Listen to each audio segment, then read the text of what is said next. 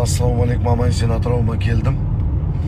Былтыр 29 августта тоже Атырауға келдім. Жақсылық туған күніне.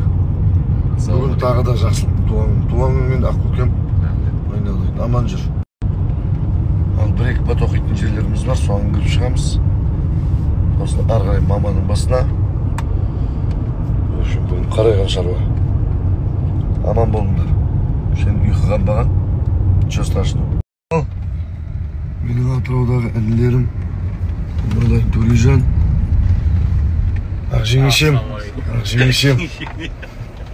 менің абысыным, бірге түскенбіз, шеркештеріміз.